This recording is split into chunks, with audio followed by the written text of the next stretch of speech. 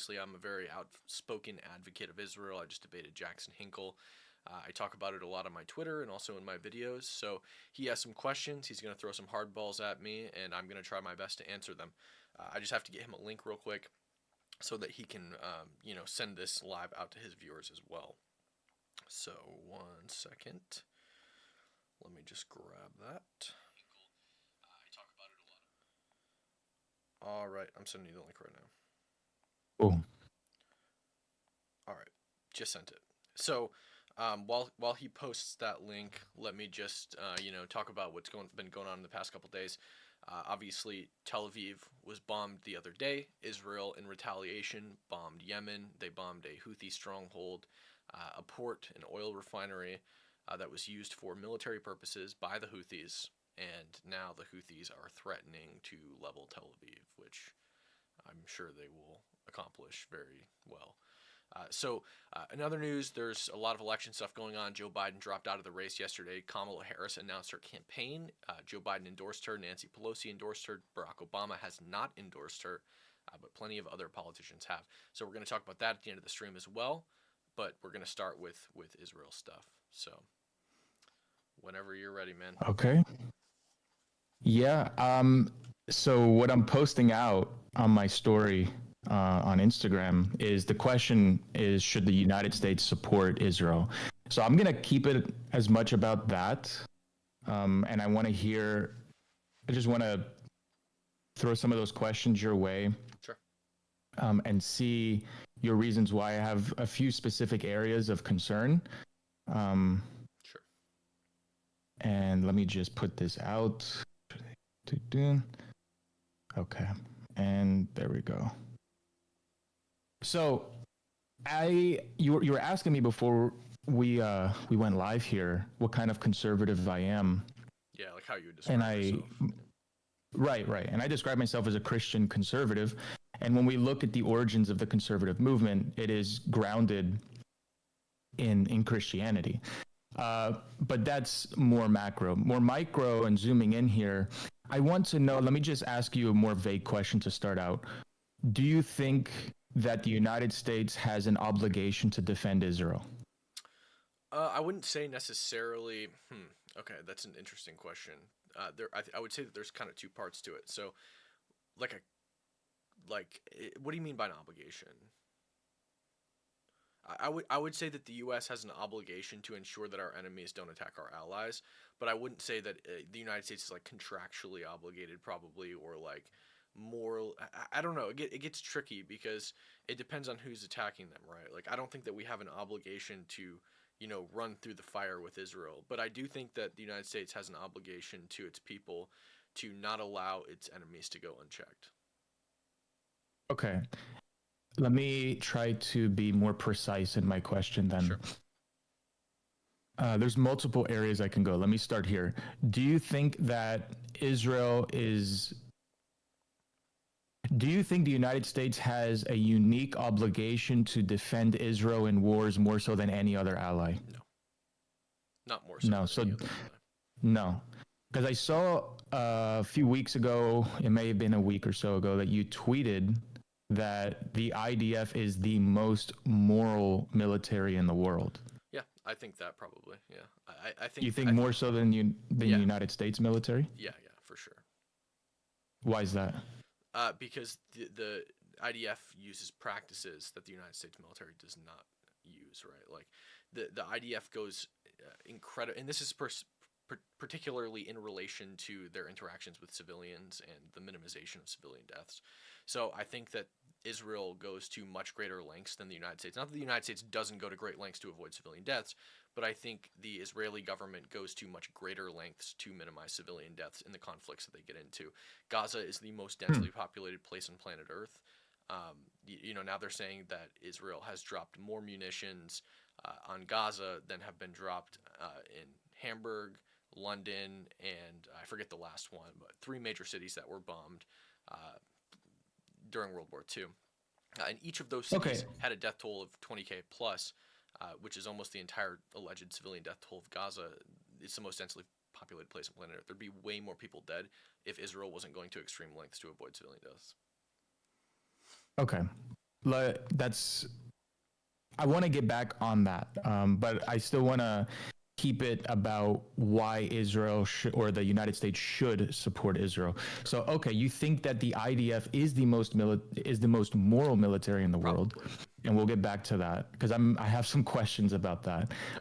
But so you don't think that the United States has a unique obligation to Israel more than any other ally? No, I think that the United States benefits greatly from the relationship with Israel, but I don't think that they have a unique obligation that outweighs, like, say, their obligation to defend, like, Britain, right? They might actually have more of an obligation to defend Britain because they're a NATO ally as opposed to Israel. Is Israel? I don't know if Israel's is in NATO, actually. I'm not sure. Either way, I don't think that Israel is going to have, like, a more unique obligation, or is America's going to have a more unique obligation to defend Israel than, like, say, Britain, for example, or France. Okay, let's see. Because when I view this, I'm going to put a little bit of my opinion, but I have some more questions. When I Sure. view this as a Christian conservative in the United States, and I see what's going on in Israel and Gaza that's been going on forever, uh, why should I be obliged to support my government to support a holy war with two religions that reject Christ? It's like, well, my opinion is that we need to reestablish the Christian conservative standard in the United States that we've always subscribed to. And I don't know why we need to continue to pour money, tens of millions of dollars into a holy war for both regions that reject Christ. Well, I don't think it's a holy war, actually. I mean, the roots of this conflict are with the secular Palestinian Liberation Organization, which is not a religious group. That's actually, like, the whole thing is the PLO and Hamas hate each other because one is a secular group and one is an Islamic resistance group. So now they're fighting a religious group, but has the same goals as the Palestinian Liberation Organization. So Hamas basically just wants to wipe out Israel, kill Jews all across the planet. They also want to kill Christians, but more specifically Jews. They want to reestablish it like a Islamic caliphate in the Middle East. But I think that it benefits greatly Christians, especially when you have terrorist organizations that seek to do Christians harm, specifically Americans. We kind of have a strategic foothold in the Middle East because of our relationship with Israel. So they are the only country in that region that's gonna share intelligence with us, give us proprietary rights to weapons that work in that region of the world, let us establish military bases, et cetera, et cetera. It gives us a good foothold. Not to say that See, there aren't some I, countries in the Middle East that we have bases on, but none of them are, like, the relationship isn't to the extent that Israel is, and they're very volatile situations like Afghanistan, for example. okay. So going off of that, what is it, if there were a top three, top four things that Israel benefits the United States in, besides having a strategic ally there in the Middle East, other than that, what does the United States benefit from having an allyship with Israel? Well, first of all, monetarily. So we make a lot of money from Israel. So this is how it works, basically. The U.S. doesn't actually give Israel money most of the time. We give them sort of coupons where the United States agrees to buy weapons for Israel from our defense contractors, and Israel is obligated to buy their weapons from our defense contractors. So they can't, like, go to South Korea, for example, and buy their weapons, or France or whatever. So basically what happens is the United States allots this money that they will spend on their own defense contractors, uh, and then send the money to Israel. So what that does is take your tax dollars and reinjects it into the economy. So now you've just taken tax dollars and just put them in the private sector, a defense company, somebody who makes weapons, which I think is far preferable to that money just being spent on welfare or something stupid like that. So now what happens is a lot of times that money is spent on weapons platforms. So, like tanks, rocket launchers, you know, missile defense systems, whatever. And now those weapons shoot very specific munitions, and Israel needs those munitions for the rest of time because they use our weapons platforms.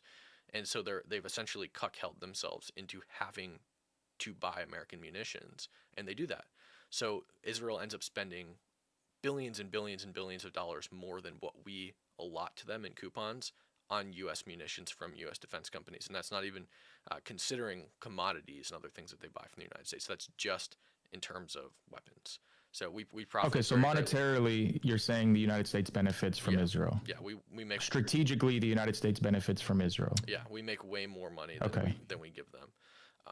On top Okay. of that, I mean, what would be the last?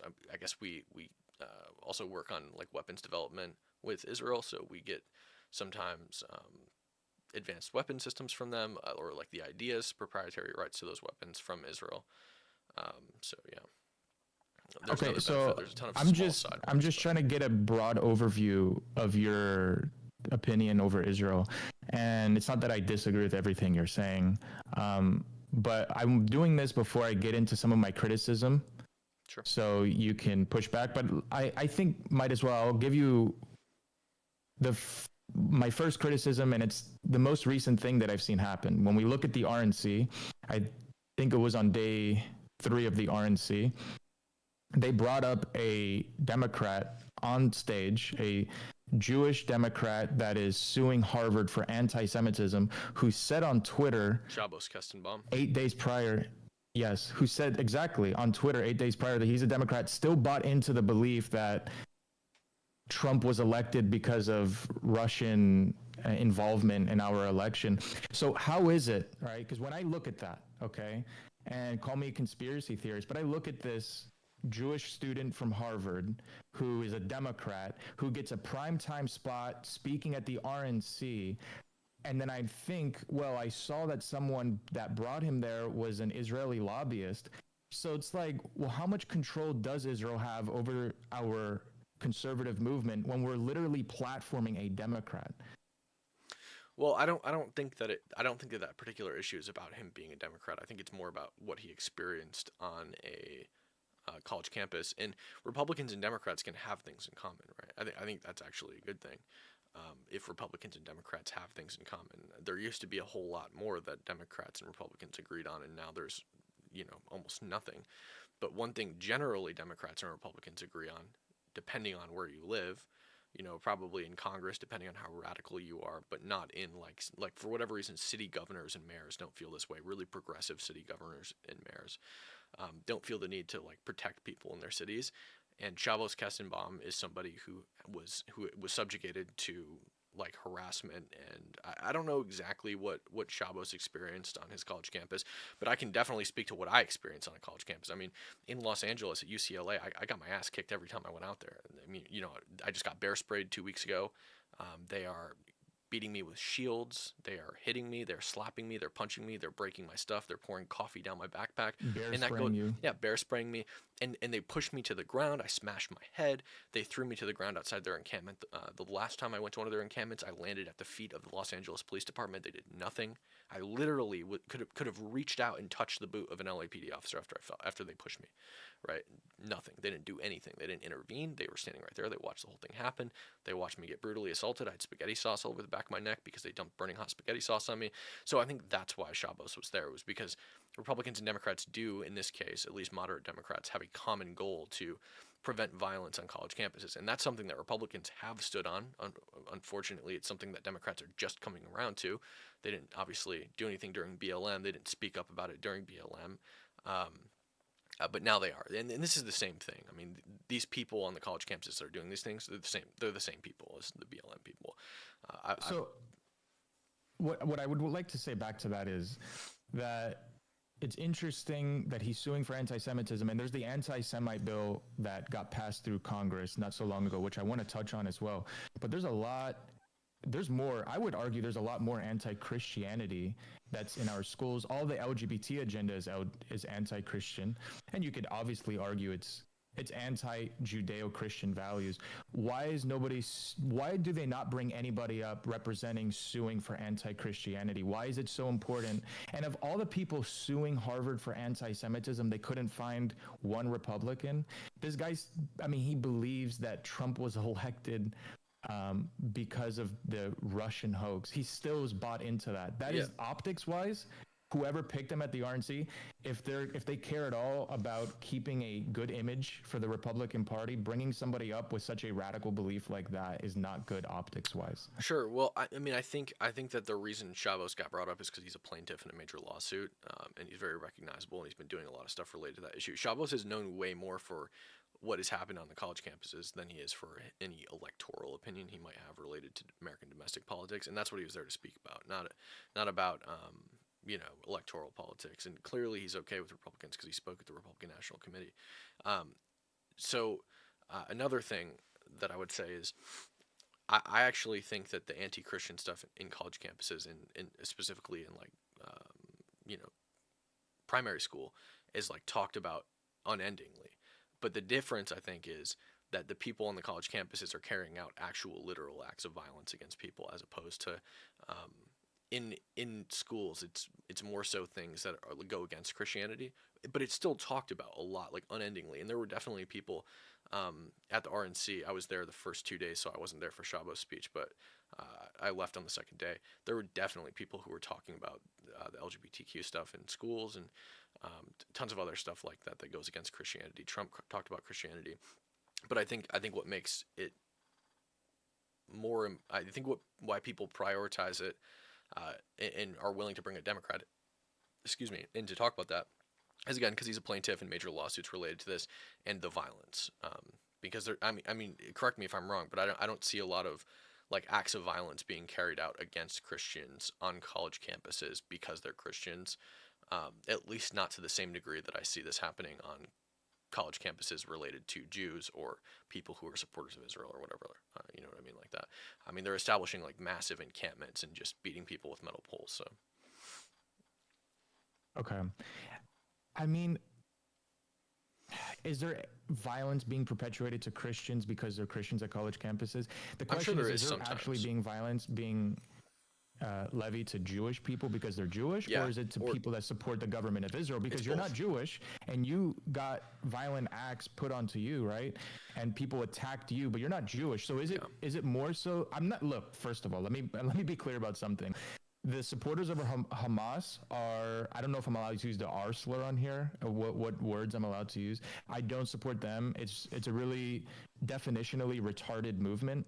And anybody that's supporting Hamas I'm not going to support a terrorist organization. So sure. I think that distinction needs to be made, because a lot of people that hear someone that doesn't necessarily blindly support Israel, I think defaults to believing that they support Hamas or something. So yeah, that's a violent group of individuals, and it's like the furthest of left in the Democrat Party that support Hamas. Yeah. Sometimes literally support, sometimes indirectly, but they're supporting Hamas. So with that being said, you were attacked. You're not a Jewish person because you were defending the state of Israel's position with the whole Gaza situation. So is it really an attack on Jewish people, or is it an attack on Israeli supporters? It's both. So I mean, I was definitely attacked because I was pro-Israel, but also because I was kind of exposing them, and they learned who I was. But I mean, when I was undercover, and I would go undercover and wear a keffiyeh, so the headscarf, fully mask my identity, and I would wear a body camera and audio equipment, and I would record them undercover. And I literally I actually just reposted it today. I have a video of a Palestinian on UCLA's campus, not a student, just Palestinian. And they identified themselves as Palestinian to me. They told me that they were not from Westwood, that they didn't go to UCLA. And they literally said, after chasing a Jewish guy off of, out of the vicinity, out of the quad, they literally turned around, told him, yeah, go home, and then said, yo, where the Jews at, my N-word? So they're like literally hunting Jews to harass on campus. So for sure that's happening. And I've seen it in person plenty of times where people are treated differently or attacked because of their religion. Well, I spent a lot of time. That person definitely is. And I don't know how much of that, the pushback on the Israeli government at those college campuses, if they're all attacking Jewish people. But I mean, it's an important question because of this anti-Semite bill that got passed in Congress. Sure. In 2024. And I want to be clear it was too. Passed in 2024. I haven't read this bill, but if you read me parts of the bill, I'll just tell you if I agree with those parts of the bill or not. I think I've heard stuff about it that I don't agree with. So when you pass an anti-Semitic bill, what does anti-Semitic even mean? Now, before you answer that, what this whole topic really revolves around is you have people that are Zionists And not every Jewish person is necessarily a Zionist. I've heard Orthodox Jewish people saying that they're not a Zionist. So there's a definite distinction there. And the other distinction is criticism of the Israeli government is not anti-Jewish. Criticism of Bibi Netanyahu is not anti-Jewish. Criticizing the IDF is not anti-Jewish. All of those could be anti-Jewish if you make it anti-Jewish. If you say, I don't support Israel because I don't like Jews, okay, now obviously the two things are correlated. Yeah. But I'm speaking for myself, when I hear some of the things Bibi Netanyahu has said, when I see some of the actions the IDF has done, and the Israeli government in general, I'm not going to blindly support the government. And what I think happens is that a lot of Zionists will use this shield of anti-Semitism and say, well, if you don't blindly support us, because I've been classified as an anti-Semite in a number of different conversations that I've been a part of, just because I said I don't support the Israeli government blindly. And I think that's a dangerous correlation, because when you do go into the anti-Semitic bill, what's actually anti-Semitic? Because disagreeing with Zionists is not definitionally anti-Semitic unless the definition has fluctuated to a point where any disagreement with anything that's Jewish related at all is anti-Semitic. So I guess we could start there. What would you consider something that's anti-Semitic? Yeah, blatant discrimination, prejudice, or antagonism directed towards people who are Jewish. And right. I also want to say, like, I don't support every person who sits in the Israeli government in the same way that I don't support everybody who sits in the United States government. And I'm not an expert on Israeli domestic policy per se. I spend a lot of time looking for or looking at and examining racial policies or the lack thereof in Israel, but less so. You know, I'm not paying attention to like their tax policies or anything like that. So I couldn't tell you specific people in the Israeli government that I support. Rather, as politicians, especially because they're not my politicians, rather what I would say is I support their struggle against Hamas, and I support this war. I support them in the war. I think that they're the right side of the war, and I think that they're justified in waging war against Hamas. That's what I would say. It's less so support for the Israeli government and more so support for their right to self-defense. Insofar as if I agree with Israel having a right to protect themselves, yeah, of course. If Canada were to launch a drone strike or any sort of attack on the United States soil, then we have a right to defend ourselves. What I don't necessarily agree with is if Israel gets involved in a war with Iran, in a war with Palestine, in a war with whomever, whichever bordering country, we don't need to blindly support them. If they get dragged into a war, just like Ukraine, right? We didn't have to put troops on the ground in Ukraine, but how much money, what is the limit to how much money we're going to support Ukraine? Or let's keep it about Israel. How much money do we have to support Israel with? It's just forever onward until this war is eventually over, however long that takes, because I think there should be a limit. Let me grab a notebook real quick. Actually, I got one right here. Yeah, so I think two important things here. First of all, I think the framing of Israel gets themselves into a war with Iran is wrong, because if Israel gets into a war with Iran, it certainly won't be to their own fault, right? Every single time that Israel has gone to war with the neighboring Arab countries, it has always been started by those neighboring Arab countries, whether it's 1948, 1967, Yom Kippur, this current war, the 2021 war. Whether it's always instigated by the neighboring Arab countries. Israel is not looking to get into fights with people, but they certainly will end it. Now, in terms of Iran, if Iran starts a war with Israel, because it won't be Israel starting a war with them, it will be Iran starting a war with them. And I mean, they basically already are waging a war against Israel, because all of the people that Israel's fighting right now are all Iranian proxies. You got Hamas, you got the Houthis, Hezbollah. They're all funded by the IRGC. So Iran is an enemy of the United States. If Iran gets in a war with our ally, I do not think that the United States should allow that enemy to just run around unchecked. Okay, I think that sets a bad precedent, and I think that it sends a signal to Iran and our other enemies that they can do whatever the fuck they want and get away with it. I think as a world superpower, the United States should be shutting our enemies the fuck down and showing them that they need to sit down before they attack us. Because remember, if they're going to attack Israel, we're not going to be far behind, man. So that's one thing. Now, in terms of money being limitless, again, like I said, I mean, I think that the giving of weapons to Israel is more important than the profit we gain from it. But if you look at it as simply as like U.S. taxpayer dollars, we get all of that money back in excess. So like I can't remember what year it was. Like we spent $3 billion on coupons for Israel to buy our weapons, and we ended up making $8 billion back. We're always profiting immensely from giving money to Israel. We don't actually give them any money. So yeah, I mean, I think as long as we're profiting from it, why the hell not? You know what I mean? So and again, like I said, that money does get transferred to the private sector, and it gets sent to defense contractors. But I'd rather that money be in the hands of the private sector than be getting spent on welfare. And Well, we already have a foreign aid budget, and that money just comes out of the foreign aid budget.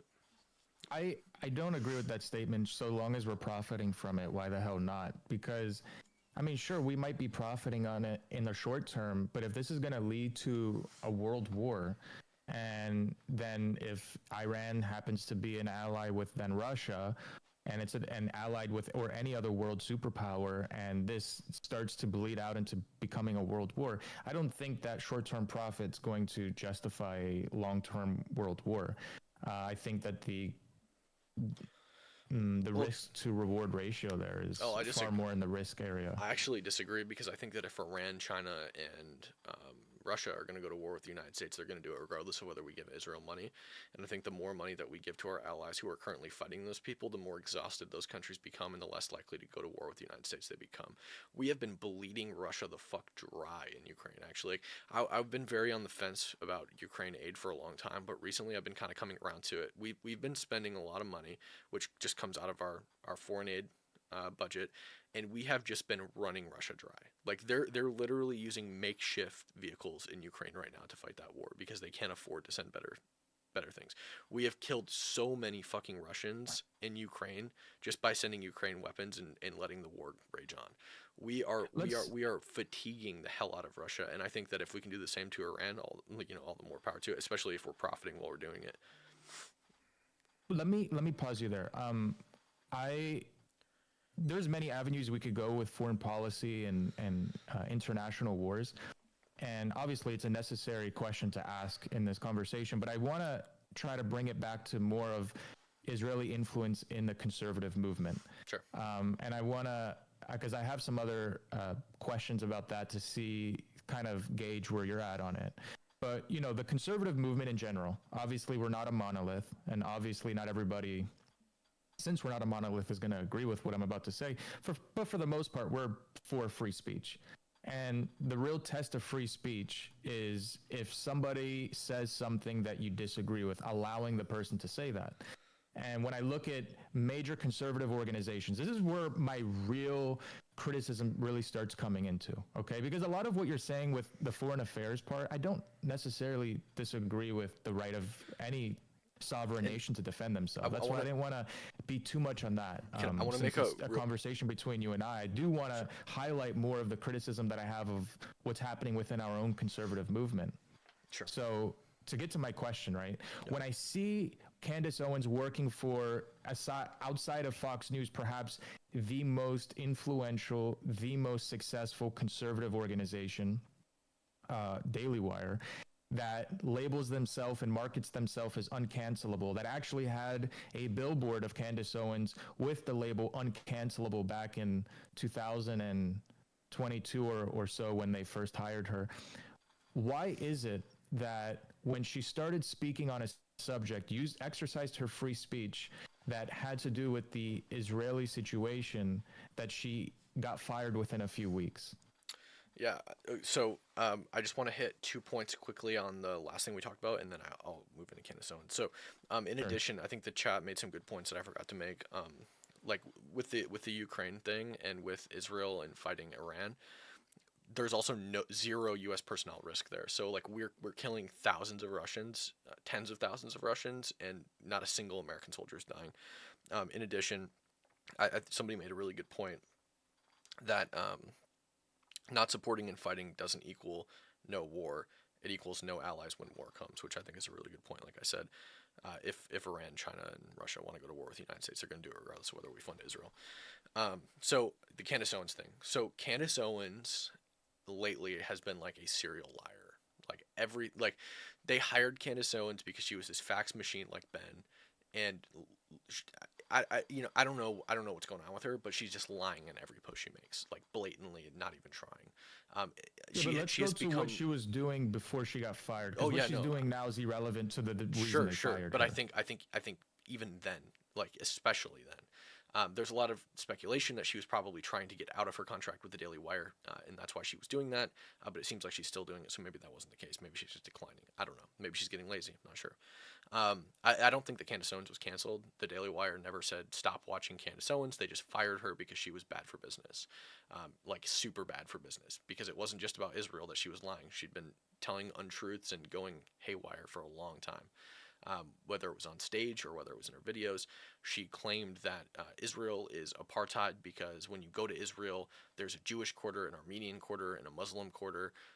Not true. I mean, it is true. There is a 4 quarters of the old city of Jerusalem, and there is a Jewish quarter, and there is a Muslim quarter, and there is an Armenian quarter. But those quarters are not segregated zones. Anyone can go to them. It's like having Chinatown in Los Angeles or New York City. They're just cultural centers. Anyone can go to those places. You'll find a lot of synagogues in the Jewish quarter, for example, mosques in the Muslim quarter. So it's not, and those quarters have been there for thousands of years. They're not new. Israel didn't establish them. They predate Israel as a state. So that's like one lie that I can think of specifically. And she was confronted about that by a journalist, and she got exposed, and she looked really, really dumb. That was while she still worked for the Daily Wire. But it was just stuff like that over and over and over again that she did, that just made her look really bad for the brand. And to be quite frank, I would have fired her as well. So you're saying that, because the way I view it, right, is that the one subject that is not allowed to really be spoke about, it's just kind of this unwritten rule in the conservative movement, is you don't criticize Israel, you don't criticize so. Zionism, and you just allow it to happen. No, I And think any question about it at all is you're gonna get fired. You're gonna get labeled an anti-Semite because, I mean, you said that the Daily Wire didn't cancel her. So I guess they're not calling for her to get deplatformed off of everything. So sure, yeah. in that sense. But when you market yourself as uncancelable and then you fire someone for speaking on a subject, now you're saying it's because she's lying and that's why they fired her. Yeah. Well, I mean, she was working for them for 2 years. And I'm not like a Candace Owen fanatic or anything like that.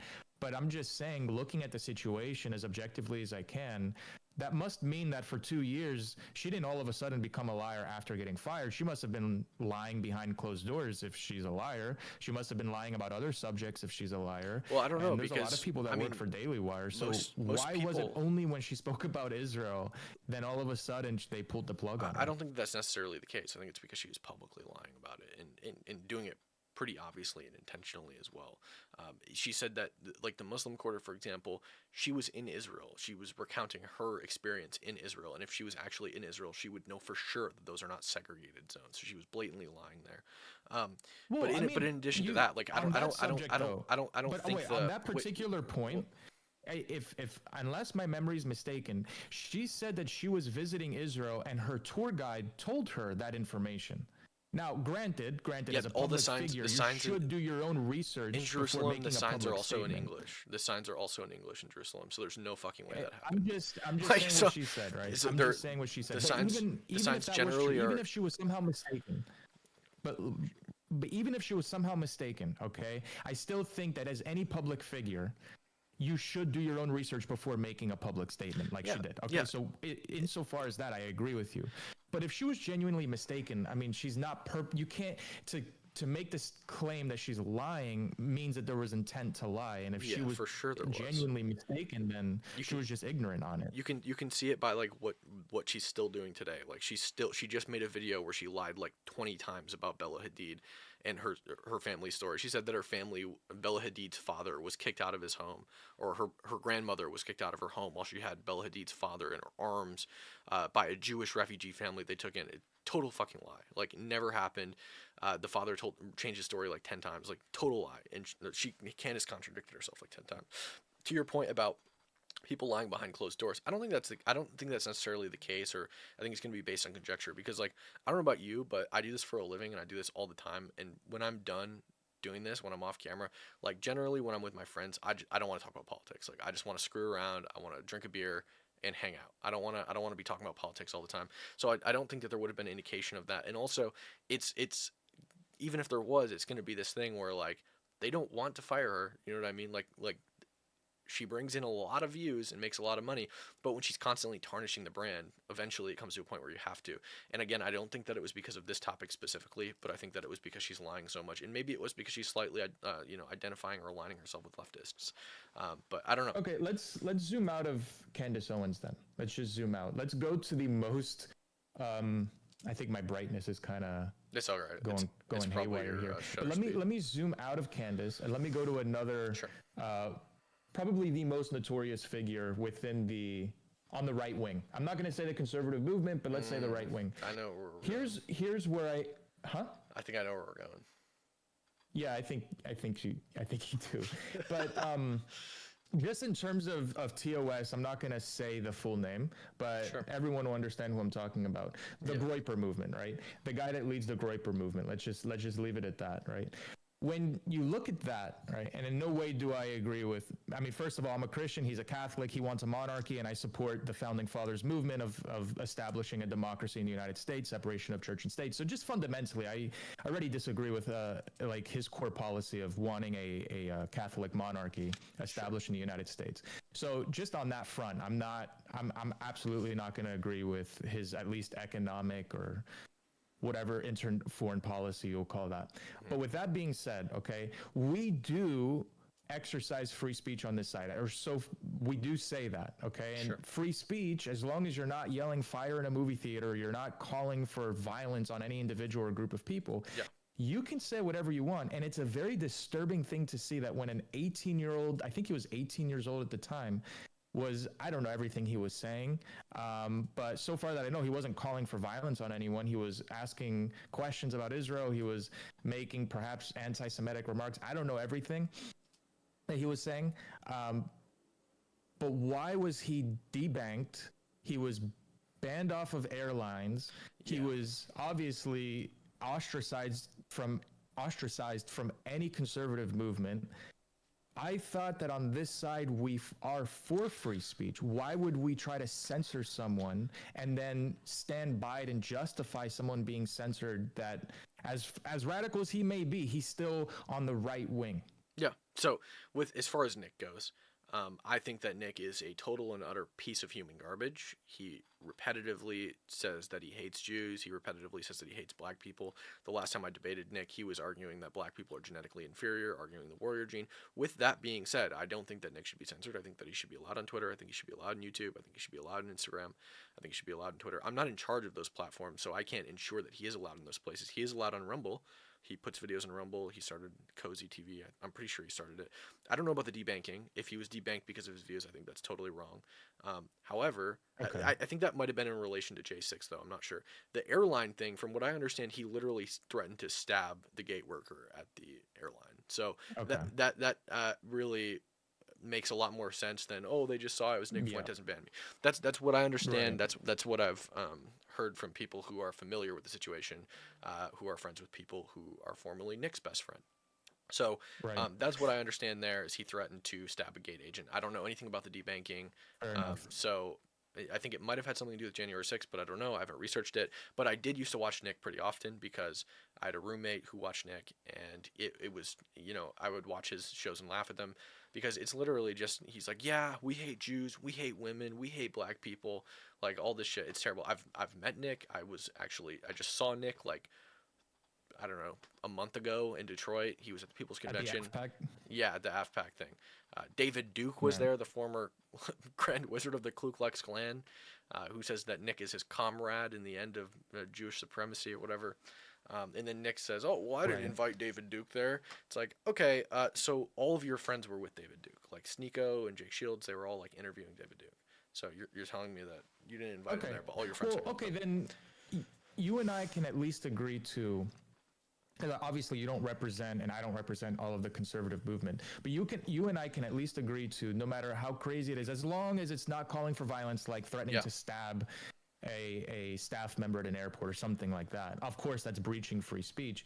But as long as you're not doing something like that, allow it to be said. Bad ideas should be exposed to the sunlight so it can be expunged and cleaned out with better ideas. Exactly. That's the free idea marketplace. 100% agree. So we agree insofar as that. But there's a lot of other conservatives, a number of that don't. Like if you look at Jordan Peterson, especially his daughter, who are notable figures in our movement, who he's working for Daily Wire. I guess she indirectly works for Daily Wire too, since she's kind of sort of his manager. I'm not totally sure how their whole dynamic works out. But anyway, she's a notable figure in our movement.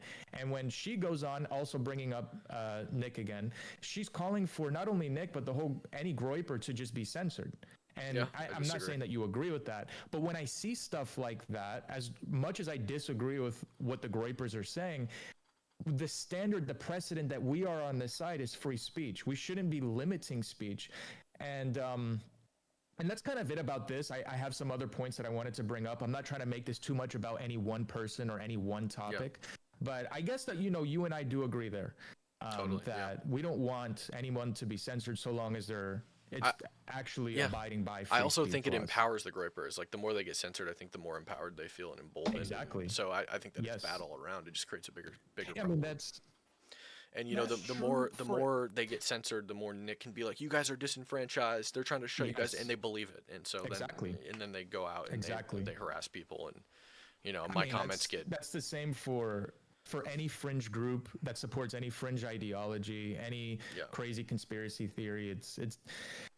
That's what's going to happen when they get censored. So now to kind of go back to the original point here is, when I speak, I purposely don't speak on this subject a lot because of this label of being an anti-Semite if you disagree with Israel.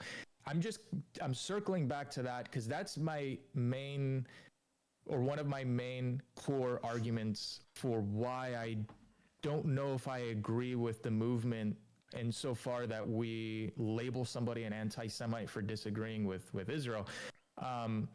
And what's funny is, like, ethnically speaking, I'm Jewish. My grandfather's 100% Jewish. And it's like, well, this is not a hatred towards a group of people from my side. Like, I don't care if people are Jewish. I'm a Christian.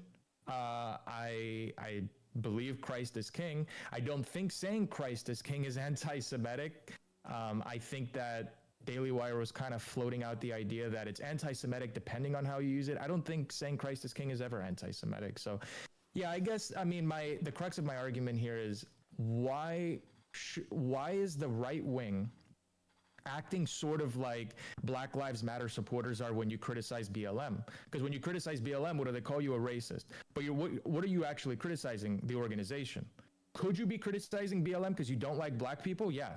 And again, if that's the case, then you're being a racist. But if you're criticizing the Black Lives Matter organization because they're laundering money or they're a fraudulent organization taking advantage of people, that doesn't make you a racist. And if you're criticizing the Israeli government for any said reason outside of because you just don't like Jewish people, that's not anti-Semitic. And I think the standard should be that. We should be able to question any ally, including Israel, as long as it's not rooted in any like hatred of the people. Yeah, that's I agree my with position. you. I agree with you. I think you can for sure disagree with Netanyahu or any other member of the Israeli government without being, anti-Semitic. I don't think that disagreeing with the Israeli government makes you anti-Semitic. So I think that saying that Jews shouldn't have a right to defend themselves against genocidal terrorist maniacs that break into civilian homes and murder them, I think that's anti-Semitic probably. But I don't think that criticisms of Netanyahu or anybody else is anti-Semitic. I think that it all just depends on the context, right? Because, and can you hear me all right? Some people are saying I can hear you all right. Okay. Some people are saying I can hear you fine. Okay, cool. So I think intent always matters anyway too. So if you're like intentionally spreading a bunch of lies about Israel to like make people not like them because you are anti-Semitic and because you don't like Jews, then I think that that's for sure anti-Semitic. But it just depends on the context, why you're doing it, and sometimes it's hard to determine that because you can't be inside somebody's head. So you can kind of make inferences, like if somebody's just constantly spreading lies, like Jackson Hinkle, for example, who's constantly spreading lies and clearly doesn't like the Israeli government, but doesn't actually know why he doesn't like the Israeli government. Can't make a single coherent argument for genocide. Debates me and gets absolutely spanked, and then calls it genocide the next day. So those people, I would probably think that Jackson probably is anti-Semitic. So I don't know. Yeah, it's just you just got to go off of inferences. But I think it all matters the Right. context in which you do stuff. In the same Yeah, way that like if you say the I N word, the just N word's not racist, right? Like if you say the N word, it's not racist. But if you say the N word at somebody and you mean for it to be racist, then it's racist. It matters the context you say it in. Words aren't racist. Sentiments are racist. if you don't mind, there's a few more points I wanted to make Yeah, a bit more broadly about the definitely. conservative movement, and I was going to use what you just said to segue into that. But Sure. if you'd want to keep speaking about Israel, and I can ask you more questions, we can keep it about that. It's up to you, man. We can move into conservative stuff. Yeah, I mean, I came in here to speak to you because of criticism that I have about the conservative movement and the Israeli influence, AIPAC's influence is part of it. Actually, I want to talk about one more thing and see what you think about this before I ask Sure. you some other questions just more broadly about the conservative movement. Sure. But the last thing about Israel, I had it up here for a second. Oh, here it is. So Tucker Carlson had on, I believe his name is Thomas Massey, who is a congressman, I believe a sitting congressman, and he mentioned that most Republican congressmen, he doesn't know about the Democrats, but most Republican congressmen have an AIPAC guy that, quote, they have to ask permission before doing certain things or supporting certain things. If that is the case, that's very worrisome. That is definite call for concern, because why would we allow any foreign nation to be influencing what decisions we're making in our own country? Yeah, so I don't know that much about APAC, but I would just say that I don't think that's necessarily. If that's the case, then yeah, I would say that's wrong. But two things. First of all, I don't know that APAC is the Israeli government. First of all, and second of all, um, just because a congressman says something, I don't think makes it true. I've heard a lot of congressmen say the exact opposite about APAC, and I've also heard, like for example, the Canadian Minister of Defense say that there is 50 different alien species that are There, unless. No, I didn't say anything. Can you hear Oh, me? no, you didn't say anything. Okay. Yeah, no, I can hear you now. It sounded like we'd cut out for a second.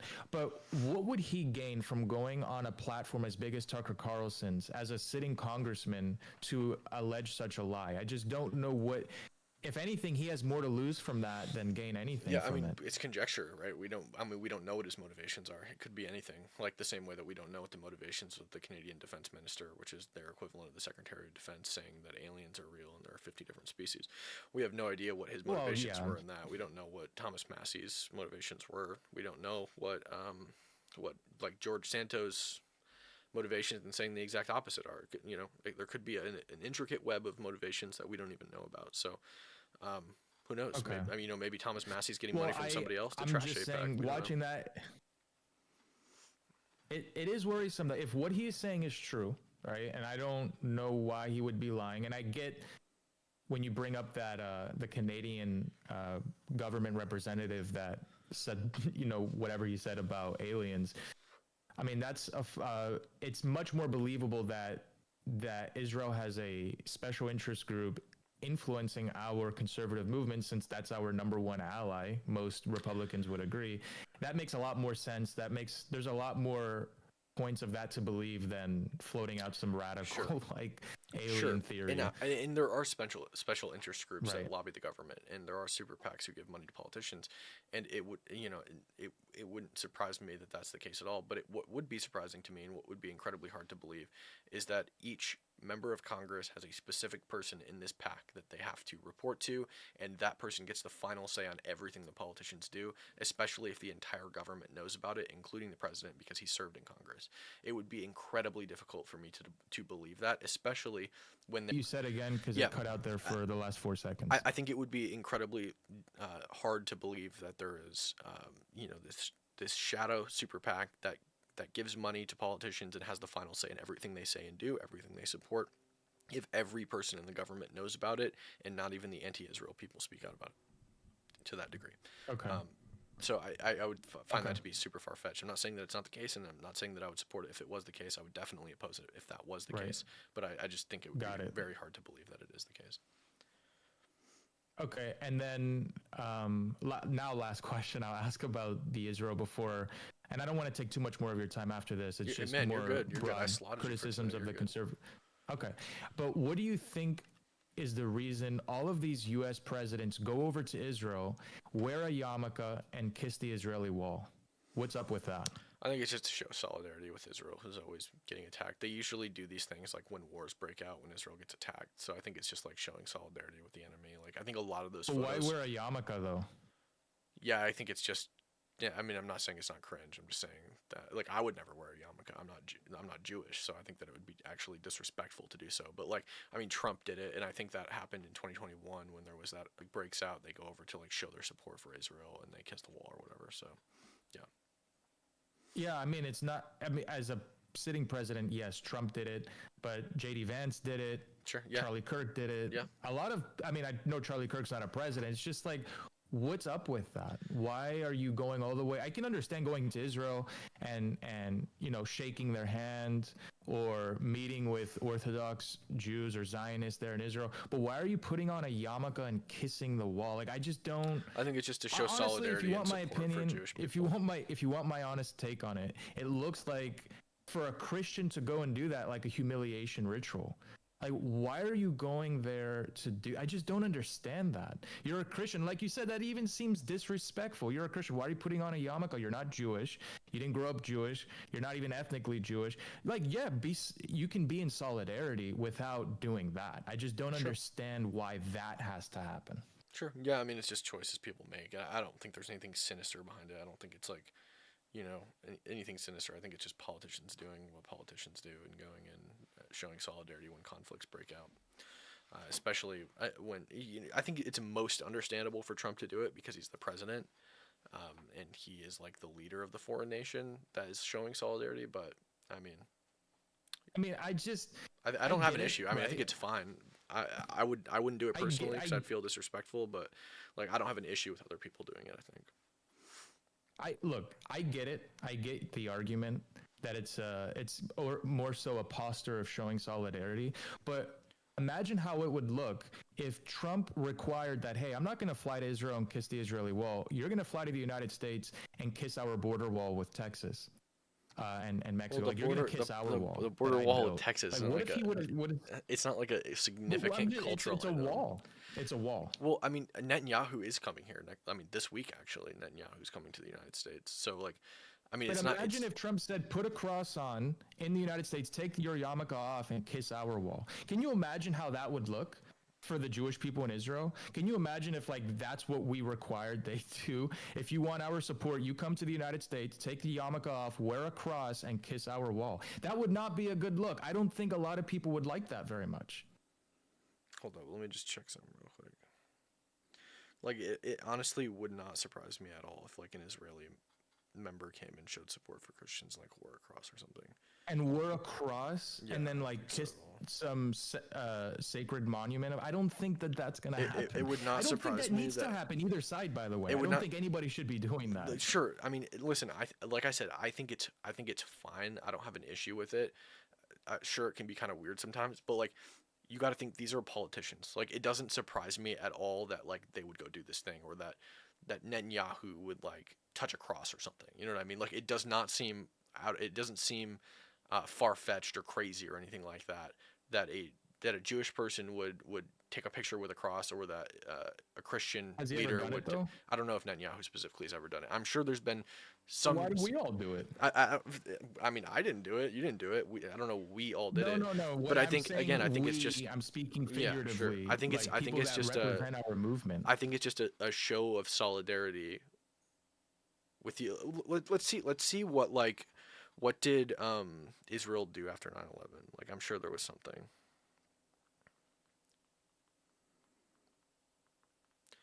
Like, especially after major conflicts. I'm trouble for asking this question, man. No, you're not gonna get in trouble. It's totally fine. Just wait, man. I'll show you the messages I get.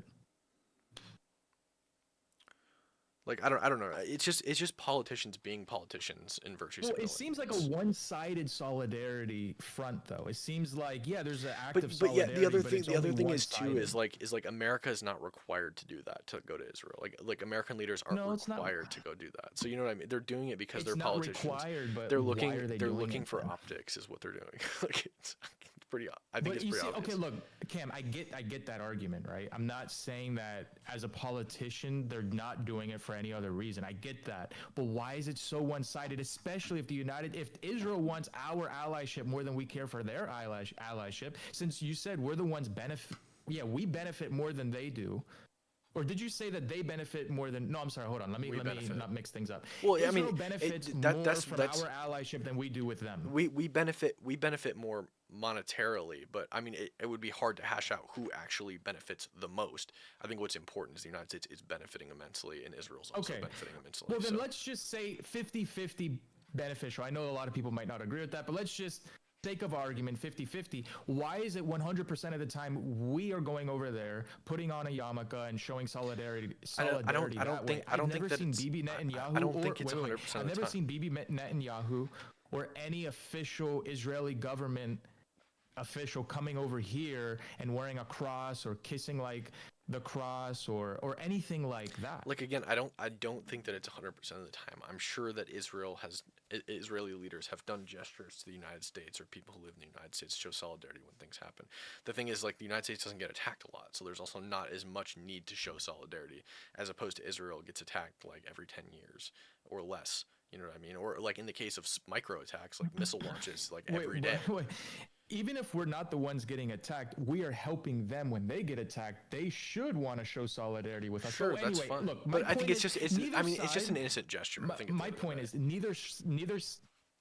But you can agree with the government without having to make it a religious thing. You can shake Bibi Netanyahu's hand. That's a sign of solidarity. Just like when Trump flew over to North Korea and shook Kim Jong-un's hand. It doesn't mean he agrees with their religion. He's not doing anything holy or anything of that nature. He's just shaking the hand of the leader is an act of solidarity. So, but going the extra step of putting on a yarmulke and kissing the wall is something that like uniquely only happens with Israel. I don't think that for any of our Muslim allies, because we must have a few, right? We have a few Muslim allies. He doesn't go and kiss the wall of Mecca. He doesn't go and do anything that is holy or it's only unique to Israel. I just wonder, why is that the case? When we go to India, he doesn't do anything holy for their religion over there, right? It's only unique to Israel. I think it's just a gesture, man. Don't you see it's unique to only Israel? Yeah, I mean, sure. I don't know that that's necessarily true. I think that we don't have all of the evidence. I'll look later tonight and try to see if I can find other examples of other foreign leaders doing similar things, or the United States leaders doing similar things in other countries. But I don't think that it's unique only to Israel. So, yeah, I mean, I think it's just an innocent gesture at the end of the day. Well, I want to be proved wrong, right? I don't want this to be correct. I hope that there's some kind of principledness here where perhaps when Trump met with the Indian president, that maybe he did something that some kind of religious act. Maybe I don't know. Somebody said Obama wore Indian garb when he went to India, and Trump danced with the Saudis. So I'm speaking about the conservative movement, though. Like, I'm speaking for conservatives, but. Sure. All right, maybe there's some kind of act of solidarity but it seems like it's very unique to Israel, this act of wearing the yarmulke, kissing the wall. I don't know of any other, and I hope that there's some examples that prove me wrong. I don't want this to be true, because that would be kind of strange if this is true. Sure. Okay, anyways, my overall point is I think shaking the hand of a leader is an act of solidarity enough. I don't think there needs to be anything past that. I don't, especially when we are mostly a Christian country. We have a separation of church and state, but socially speaking, we've always been a Christian nation. And that's going to segue into what I wanted to kind of zoom out with the conservative movement in general, some of my criticism. When I look at the RNC and I see that they bring on a porn star on stage, Amber Rose, an active porn star, it's not like she's reformed and that she has repented for her sins. No, she's actually gone on a show and said that Jesus was a cult leader. And this was not very long ago. She does not believe in God. She obviously has a disdain towards Christianity, lives a very sinful life. She encourages women to be whores. She has a slut walk movement called Slut Walk LA or something. She's an advocate of the LGBT community, an advocate of abortionism. So she's pro-choice, pro-murder, baby murder, whatever you want to call it. It's like, wait a second. Why are we giving a primetime speaking spot to this woman just because She's famous for having sex with rappers. It's like her only claim to fame. And then you have conservative pundits within our movement that work for PragerU that are like taking pictures with her, that are platforming her. And then you have big time conservative creators that are defending her for representing our values. So what I knew is a conservative movement's baked into Christianity. It always has been. The traditional values are Christian values. We support a marriage between a man and a woman because it's a Christian value. We're against abortion because we have a Christian value of pro-life. All these are Christian values. They're not just common sense critical thinking that led us to that conclusion. So why would the conservative movement and the Republican Party, which basically used to go hand in hand, I don't know about now, are they platforming a celebrated whore that's a porn star that represents everything that we're against, socially speaking? Yeah, okay, so let me ask you a series of questions. Are you against degeneracy? Am I against degeneracy? Yes. Like all the things you just described. Degeneracy, of course I'm against degeneracy. Let me just answer that, but it depends how you define degeneracy. Just like all the things you just described, like, you know, being a porn star, watching yes, like all that stuff. yes. Insofar the things I described, yes, I'm against degeneracy. Okay, yes. great. So, do you think that if a degenerate who is still actively a degenerate gets involved with the conservative movement, do you think that that sets them on a path to maybe abscond some of that degeneracy and maybe make them a more pure person? You don't think that's no, because that's really no. You don't think that surrounding no. You don't agree with like you are the people who you surround yourself with? Like you don't think that like the values you don't think that like all of the values they're constantly around, like if they're with Republicans, you don't think those values would eventually like rub off on them? But what values do these Republicans support? They're pro-LGBT now. They're pro-abortion for up to like 6 weeks. They're pro all the things that Democrats but were, most of them are. Prior to 2011. I agree with you. I agree with you. There's like a new wave of like neoconservatives that are totally like pro-abortion. They don't care about abortion. They're totally like fine with degeneracy and all these other things. I agree with you, but I think the vast majority of conservatives are not. I think the vast majority of conservatives are like you and I, generally anti-degeneracy. Like, listen, I'm somewhat like, I like to drink, I like to do dumb stuff sometimes, but I'm no Amber Rose, you know what I mean? But like, I think most people in the conservative movement are good principled people who are generally not degenerates, right? So I think that if you can draw more of the degenerates in and get them hooked on one thing, Donald Trump, and then surround them with people who support Donald Trump and make those people their friends, I think eventually they will realize that they're on the wrong path. I think that appealing Donald Trump to them sets them on the right path. I'll tell you why I disagree with you. Go ahead. All right. Because Donald Trump's not going to save anyone. He's not going to make you any more of a moral person. That's what Christianity does. And that's what we've always subscribed to. This is not some radical new idea. Surrounding yourself with Christians, like not just self-proclaimed Christians that go do whatever they want. No, I mean legitimate Christians that really follow the example of Christ. I think surrounding yourself with those people, yes, absolutely could make you a better person. Do you think surrounding yourself with Republicans, what the hell do Republicans even support now? Do you think that the majority of people with a porn star going on stage? RC, do you think the majority of people who support Donald Trump are Christians? I think they might be self-proclaimed Christians, but I don't know how much of a Christian they really are. And I'm not going to judge their heart. That's for God to do. But do you think that those people, those self-proclaimed Christians, do you think that those people are better and more principled than somebody like Amber Rose?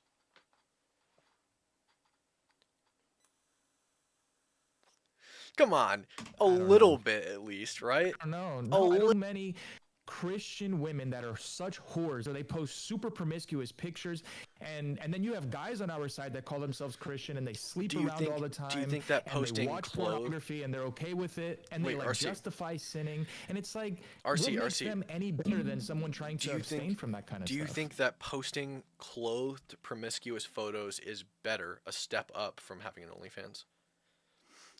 You have to. That's a loaded yes or no question. I'm going to answer. Just give me like 20, 30 seconds. Go ahead. From a Christian worldview, looking at it through a Christian filter, evil is evil, period. There's no lesser of two evils.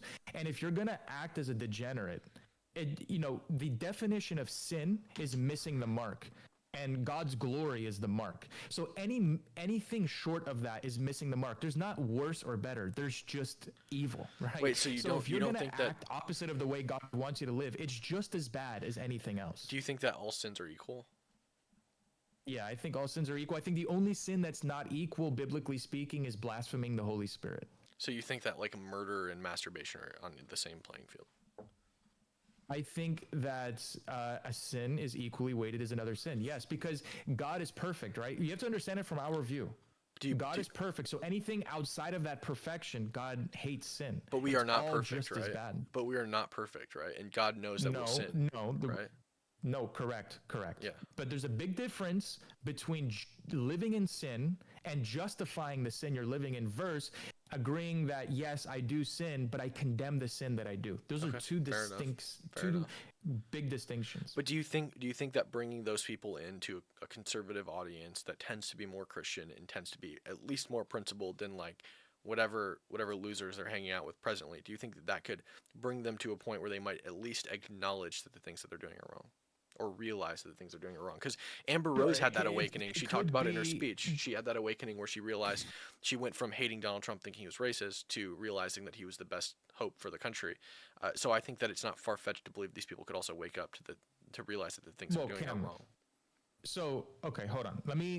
I'm not gonna like stonewall this point. I'm not gonna die on this hill and say absolutely not. Of course, if they join the conservative movement, there's a chance that there's a higher chance it could be around more Christians, and perhaps they could change their ways. With that being said, though, right, Cam, they can invite Amber Rose to the RNC. Fair enough. You can bring people in and they can watch, but why would you platform that? I think because they cast the net. As a Christian, they have to earn our vote, right? The Republican Party shouldn't act like the Democrat Party does with black people and says, well, minorities are going to just vote for us no matter what. The Republican Party shouldn't just assume that Christians are going to vote for them. And if you bring on a porn star, not just invite her to the RNC show or whatever you want to call it, but bring her on stage. Yeah, you're going to turn a lot of Christians away. But I think the point of that was to cast a net for people who are not Christians and who maybe want to become more pure and be better people and want what's best for their country. Because you got to think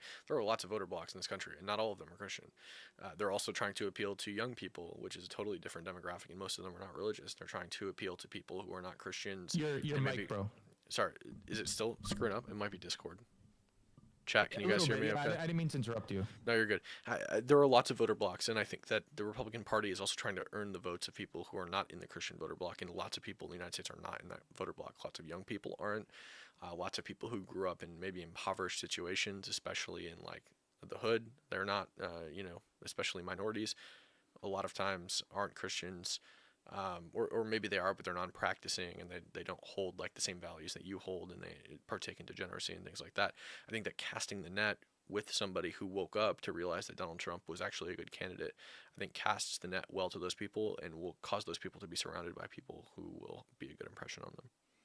Well, we have to be very careful with that, because is there some utility in what you're saying? Yes. I'm not going to say that everything you just said is wrong, but we have to be careful with that casting the net, because the fall of the Roman Empire were Trojan horses.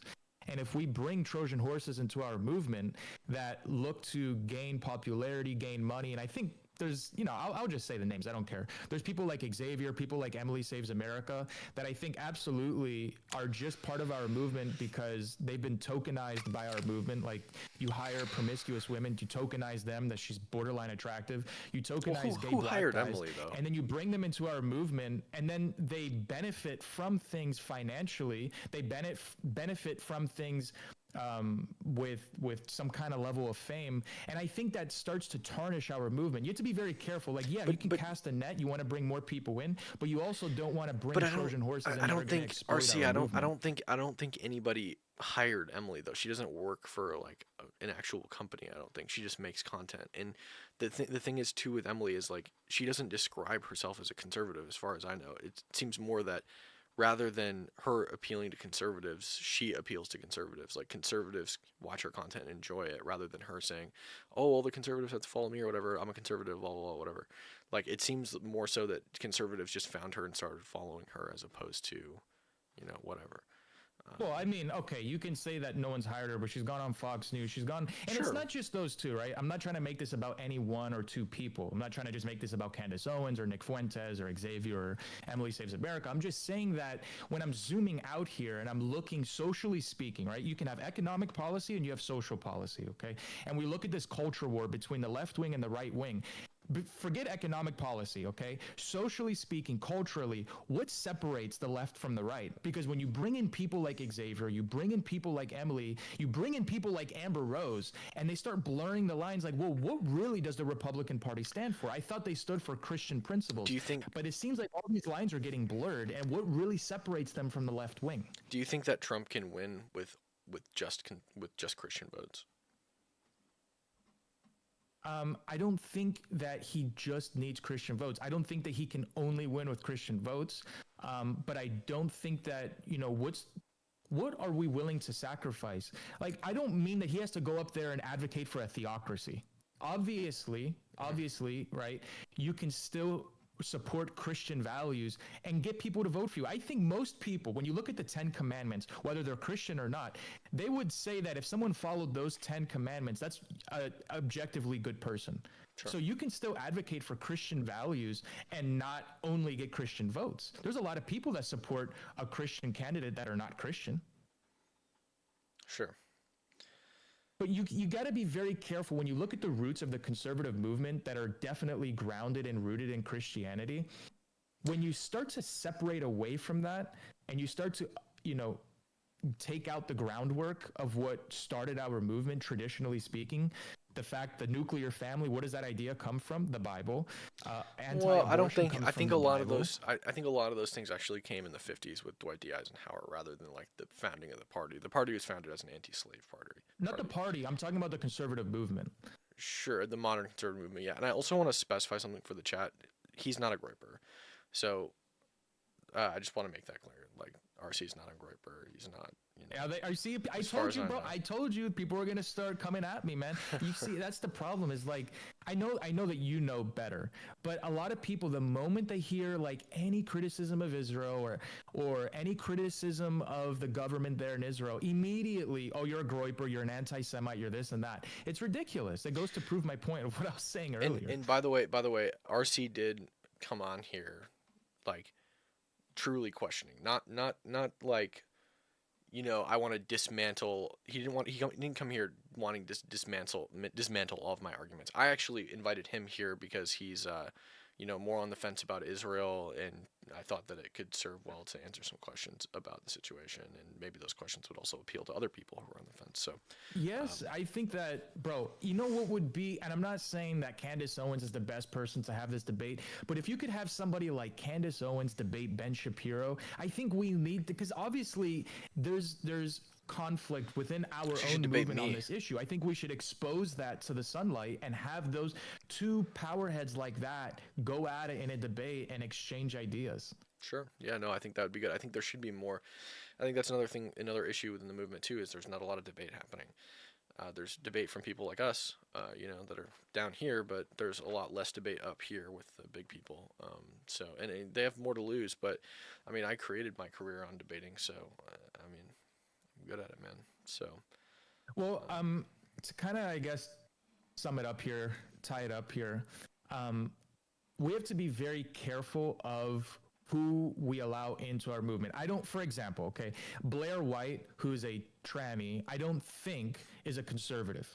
And I don't think we should ever label somebody like that as a conservative. You're a transsexual, you're a man, don't pretend that that's a woman, okay? You want to vote for Trump?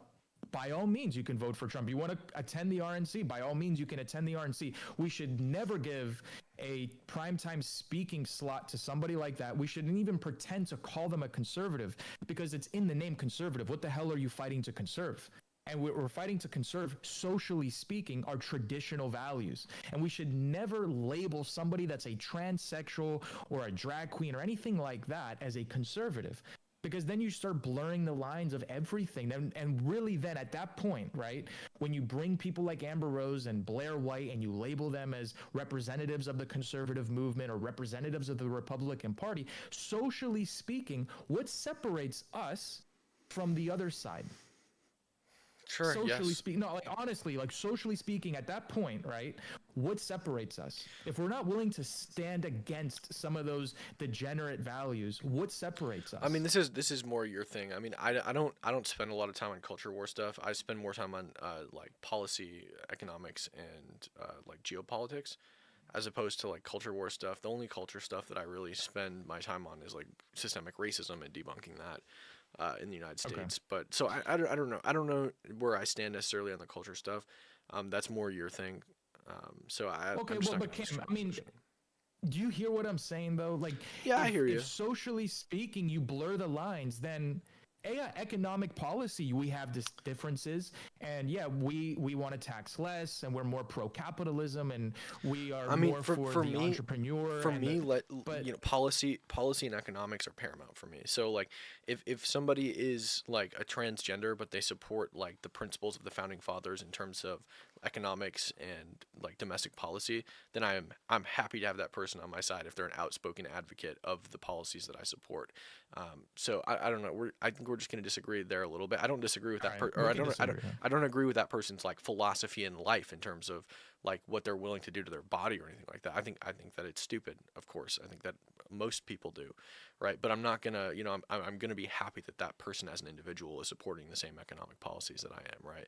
As opposed to they could be a communist. I'd much Well, rather I'd much rather have every transgender in America be a capitalist than be a communist, for sure. I'd well, much the rather have question every here gay is, person I be a think, capitalist than be a. as the question begs itself: do the ends justify the means? And in the ends in this case as well, if as long as they're capitalist, as long as they support your economic view and political view, then sure. I say no. I say no because eventually, I think the left wing has totally won out with the culture war, Well, and you can see it with the RNC. And I know that this is not your field. I'm just saying that you do not want to lose the culture but war because then I think the we bigger lose the problem there fabric of everything we've stood with for. the culture war, I think the bigger problem there is not like excluding people who have fallen for the left. I don't think that that's the way out of it. I don't think the way out of it is telling people who have fallen for the left scheme and become transgender because it's a trend and but are still capitalists, turning those people away. I don't think that's the way out. I think the way out is instituting policy that prevents schools from hanging pride flags in their classrooms, that prevents books that have visual depictions of masturbation and homosexual intercourse or intercourse in general. People that are in kindergarten through fifth grade don't need to be reading books that have depictions of sexual intercourse, whether it's gay sexual intercourse or heterosexual sexual intercourse. It doesn't matter. Those are the things that are tangible that you can do to fix the cultural issue, as opposed to like just Yes, just that's we can agree on that. turning everyone who's become a victim of that cultural issue into a leper. Because if you take But everybody, wait. if it, you can't leperize No, those go people ahead. because here's the thing too is like for every person that falls for the culture war but still has a head on their shoulders or has developed shoulders, if you don't leperize them and you allow them to be supporting you and you don't turn them away, those people could become outspoken cultural advocates against the thing that they fell for. You know what I'm saying? Like, so like take like what's her name, Chloe, what the hell's her name, I can't remember, I forget her name. Chloe, she's transgender. She was female to male, and she got her chest chopped off when she was a kid. I think she was like 12 or 13. She got top surgery. Okay. No, she was female to female, bro. She's not male. Whatever, She's whatever, female. I whatever. know what You you're know what I'm saying, but saying. I You don't know what think I'm we're saying. going so far as You know that. what I'm Yeah, saying. yeah, But yeah. she fully transitioned, like had the hormone blockers, got her breast chopped off, had vocal changes and everything. It becomes an asset to your side, and I think the way to deal with that cultural issue is by fixing the systems that cause them to become victims of that system, right? Like schools specifically and the indoctrination of people in those schools. That's how you fix Okay, it. well, Cam, hold on. I'm not saying that they were fooled or that they were. If they've had a change of heart, then don't ostracize them. What I am saying though is you don't invite people like Blair White to label themselves as a conservative because that's not what we stand for. I mean, that's just so against everything we've ever stood for. Because Blair White is saying, "No, I'm a woman. I'm a woman," and it's like sexualized version of a woman. And you notice that with like trans people, trans men that turn to women, they always sexualize themselves. It's just like a I very agree. distorted, sexualized view they have of women. They think that all, well, anyway, they I agree never with you. like change or get these surgeries and look modest. They always look like a sexual degenerate. They look like a prostitute version of a woman. And not all women look like that. But anyway, my point is, it's one thing for someone to be reformed and change their mind on the trans ideology and come and join our movement. Sure enough, fair enough. But it's a very different thing for somebody like Blair White, who's still falling for pretending to be a woman. Yeah, so you shouldn't if you want that person to stop falling for it, you shouldn't ostracize them. Is what I'm saying. Like, even if they're still falling for it. If you stand for nothing, you fall for everything, though. No, I don't think stand against that. You can stand against that, but still allow Blair White to be an outspoken person about capitalism or whatever other issues. How about pro-choice feminists? Okay, just allow them to get abortions because we don't want to ostracize them. But I think a win is a win. If you're gonna vote for Trump, like, I don't care. I'll debate you all day on abortion. I don't care, right? But if you're going to vote for Trump, I'm not going to stop you from doing that. I'm not going to tell you can't vote for Trump because you're pro-choice. Like, I disagree with you immensely, and I will debate you on abortion any day of the week, and I will smoke you. I will cook you like a fucking turkey, okay? But I'm not going to stop you from voting for a Republican. I'm not going to stop you from voting for the person who is going to put Supreme Court justices on the court that are going to overturn Roe v. Wade. I'm not going to do that. I'm not going to stop you from voting for the person who's going to advance the policies that I support. Many of them policies that you would support culturally as well. So, well, Cam, I'm not saying that I'm going to push them away from voting for Trump. I originally said Blair White or someone like him can vote for whoever he wants or she wants.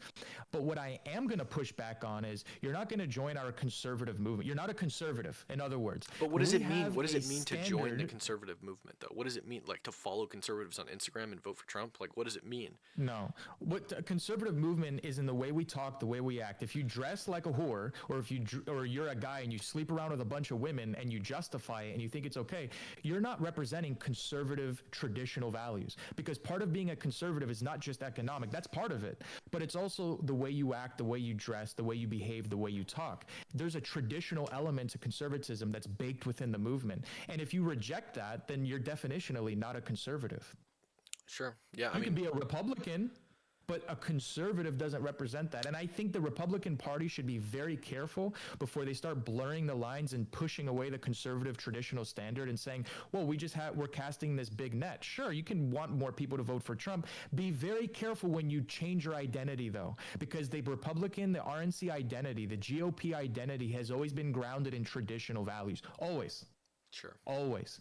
Yeah, the country in general, even Democrats, traditional values, up until they wanted to start pushing God away. We all at least agreed about God for the most part. Sure. I mean, I agree with hundreds of years. I agree with a lot of what you're saying.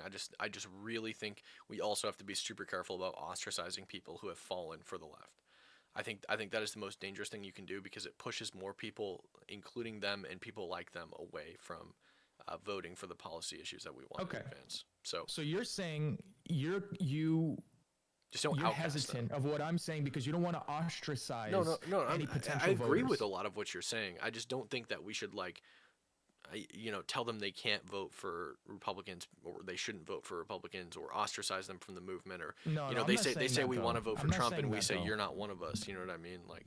No, they're not one of us. No, those two things can be true, though, Cam. You can vote for Trump. You can support whatever Republican candidate you want. But then why not just let them be? And also not be one of us. Then why not just let them be? Like, okay, they're going to vote for Trump. Okay, great. I'm just going to hold my tongue and let you do it. Like, fuck you. I don't agree with what you're doing. I'm going to hold my tongue and I'm going to let you vote for Trump. Why, Cam. Like, I'll tell you. Like, if you tell them, if you explicitly tell them you're not one of us, that makes them feel like they shouldn't be voting for Trump or you don't want them to vote for Trump. That means that we have a standard that we hold ourselves to, and we're not going to let them be a Trojan horse in our movement and change our identity. We have a standard. We have an identity. Collectively, we do, and now it's changing, and I think that's a very bad idea in the long term. I guess in the short term, we can be fooled into the belief that it's actually good they're voting for Trump, but in the long term, when the society has changed in such a radical way that perhaps even pedophilia is going to be allowed, since that's what the left is pushing for. But RC, the only way you stop that is by getting conservatives elected to office. The only way you stop that issue, the expansion of degenerate culture, is by getting Republicans in office, whether it's Congress or the presidency. No, because conservatives are becoming degenerate, Cam. That's my whole point. The identity of the conservative movement's changing. You have to get good conservatives. Do you think that Donald Trump is a degenerate Republican? I'm not saying that. Well, I think there's a lot of things Trump has done that's degenerate. Yeah, Fair, I would agree. not say he's like. I think that Trump pretends to be a Christian to gain the Christian vote. But I am not convinced to vote for Trump. do you think that Trump will, like, if the people want these things and if he promises these things on the campaign trail, do you think he'll follow through on them? Because I think he will. I think. Well, I'm going based off what I've heard Trump say, and in the debate with Biden, he told the to the question about abortion and other questions, he said, "Follow your heart." He's not telling people to follow Christ. He's telling people to follow their heart. Well, that's how the left has got to the point they got to, is by following their heart. Also Trump is the person. Trump is also the person who's historically opposed abortion, doesn't support a national abortion ban, but literally appointed 3 Supreme Court justices, gave us a supermajority, and then overturned Roe v. Wade. So, like, I think you can. Trump has done good things, but he's also pro-choice up to like 6 or 7 weeks. The only reason that Trump doesn't support a national abortion ban is because it's literally illegal for him to do that, and he acknowledges that. Joe Biden doesn't, because he doesn't care about the Constitution. It is constitutionally illegal for Donald Trump to institute a national abortion ban. Me, I support a national abortion ban. I would love to have a national abortion ban, but it's illegal. It's you can't do it with anything short of a constitutional convention. So you need a constitutional convention. He's gone for. But Cam, when he was asked in the debate, the recent debate with Biden, he was asked about his position on abortion, and he said, "Well, I give exceptions for rape. I give exceptions for sexual assault. I give exceptions for these things." Hold on. But what he said that was the most damaging thing as a self-proclaimed Christian, he said, but when it comes to this issue or, like other issues, follow your heart. Do what your heart leads you to believe. Absolutely not follow your heart. Sure, no, I agree. You follow Christ. That's our standard. I agree. You don't follow your heart. I don't know. I have a different frame. I'm not, obviously, I'm not religious, so I wouldn't say follow Christ, but I agree with you that I wouldn't say follow your heart either. I think that's wrong. I never heard Trump say that, but if he said that, then I disagree with it fundamentally, obviously. It was like 20 minutes into the debate with Biden. It was one of the first questions they asked about abortion. But look, sure. Of course, Trump, most of the things that Trump puts out, I agree with economically, politically. When I look at the RNC, it seems this year, more than any other year, they've really turned their back on the Christian community, and they can't just assume by default we're going to vote for them, because if they want to cater to the Amber Roses of the world, and not just invite her to the RNC, but platform her, I think, like, just as you have fear of ostracizing people that might, if you don't want to say you're not one of us because we do want you to vote for Trump, just like you have a fear of ostracizing them, well, I have a fear of platforming them and having them be Trojan horses to our movement. There's clearly a line here that we have to balance, and I unfortunately think that we are erring on the side of Trojan horsing these people and them changing our identity, and I think that's far worse than ostracizing them, to be honest with you. I think there's an argument to be made there. Yeah, I mean, maybe we can do that another time, but I think it's been a little over an hour and 30 minutes or so. So we've covered a lot in this time. So I appreciate it's been a really good conversation. The platform, bro. Yeah, definitely, for sure. Yeah, I mean, besides the areas we disagree, of course we agree most of the on most topics. So we are all on the same team here, but we should have a standard, because the left wing, they're standardless. It's just like whatever appeases them in whatever moment, it's what they go for. But we should have a standard on this side, because we are different from the left wing, and not just economically different. We're socially and culturally different from the left wing. So if we start losing that, then we lose our identity, bro. Sure. Yeah. It's more than just money and economics. Yeah, man. Well, I appreciate you joining me, man. Let's do this again. You're always welcome over here. You're a controversial guy with a lot of opinions, and I love having conversations with you, so I appreciate it, Cam. Yeah. All right, well, I'll end the stream now. Thanks for tuning in, guys. Guys, tonight I'm interviewing Chris Mowry, Harry Sisson's friend, at 9:15 Eastern time. I got to figure out what that translates to Pacific time. But did I say debate? I meant interview. If I said debate, I meant interview. So I'll be interviewing him just about his opinions on Joe Biden dropping out of the race, Kamala being endorsed by Joe Biden, Nancy Pelosi, and others, Obama not endorsing her, his outlook on the electoral process and stuff like that. So I'm trying to get Harry to come too, but no promises on Harry. So with that being said, make sure to